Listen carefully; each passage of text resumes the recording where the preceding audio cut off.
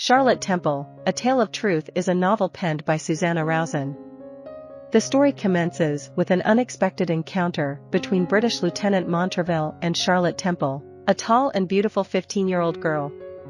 Montraville and Belcourt, two officers in the British Army who are soon to be stationed in America, come across Charlotte as they take a leisurely walk in the town of Chichester.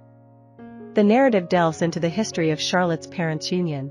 Her father, Mr. Temple, hails from noble lineage as the son of an earl and is renowned for his charitable nature. One fateful day, he is called upon to assist Captain Eldridge, an honorable man imprisoned for debt.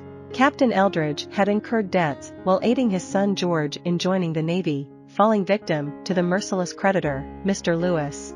Mr. Temple selflessly pays off Captain Eldridge's debts, despite the considerable cost to himself, and marries Lucy, the captain's devoted and kind-hearted daughter. This choice, however, results in Mr. Temple's estrangement from his own family. Nonetheless, the blissful couple resides with Mr. Eldridge in a humble cottage and welcomes their daughter Charlotte into the world. Returning to the present time, Charlotte is portrayed as a well-intentioned yet hesitant young girl. She maintains a close friendship with her promiscuous French teacher, Mademoiselle Larue. On one occasion, Charlotte accompanies Larue on a visit to one of her numerous suitors. As they traverse a field to reach the suitor's residence, they encounter Montraville, who has been seeking an opportunity to see Charlotte once more, along with Belcourt. Charlotte is captivated by Montraville's charm and accepts a letter from him. Seizing the chance, Montraville bribes Larue to facilitate further meetings between him and Charlotte. Although initially uneasy with the attention of this older man, Charlotte is swayed by his passionate letter and continues their clandestine encounters. Simultaneously, Montraville's friend Belcourt embarks on a relationship with Mademoiselle Larue.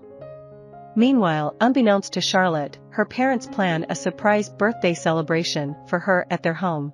One evening, Montraville discloses to Charlotte his impending departure to America and proposes that she accompanies him to get married there. However, he acknowledges that he cannot marry her due to his family's disapproval of a union devoid of wealth. Initially agreeing, Charlotte's doubts emerge when she receives a letter from her mother inviting her home for a surprise party. Montraville persuades her to go to America with him, and Larue, desiring to be with Belcourt, joins them. Charlotte writes a letter to her family, explaining her whereabouts, but Montraville, fearing their pursuit, destroys it. Meanwhile, Charlotte's family is devastated by her sudden disappearance, maintaining hope for her return after the marriage. They resolve to forgive her and embrace her back into the family upon her homecoming. During the voyage to America, an officer named Creighton falls in love with Mademoiselle Larue. At the journey's end, Creighton proposes to her, and she accepts. Belcourt, realizing her unpleasant personality, is relieved to be rid of her. Throughout the voyage, Charlotte suffers from seasickness, and Montraville cares for her, fostering a bond. However, she begins to realize that Montraville could abandon her without marrying her. Upon arrival, Creighton introduces Charlotte and Larue to his daughter from his previous marriage, Mrs. Beecham. Charlotte experiences profound shame when Creighton introduces her as Montraville's mistress. Montraville purchases a house for Charlotte outside of New York, providing her with an income and a servant. Nonetheless, he visits infrequently, leaving her feeling incredibly lonely. Meanwhile, Montraville becomes captivated by Julia Franklin, a young heiress. Although he finds himself more drawn to Julia, he feels obligated to Charlotte and refrains from pursuing Julia. Belcourt, desiring Charlotte as his mistress, attempts to undermine her relationship with Montraville. He visits Charlotte and reveals his attraction to Julia Franklin, but Charlotte, despite her heartbreak, refuses to leave Montraville. Observing Charlotte's profound sadness, Mrs. Beecham, who resides in the same neighborhood, decides to befriend her, despite the potential social repercussions for herself. Montraville's interest in Charlotte wanes, and influenced by Belcourt's false claims of Charlotte's infidelity, he entrusts Belcourt with Charlotte's well-being, including her pregnancy. Under the guidance of her newfound friend, Mrs. Beecham, Charlotte musters the courage to write to her family.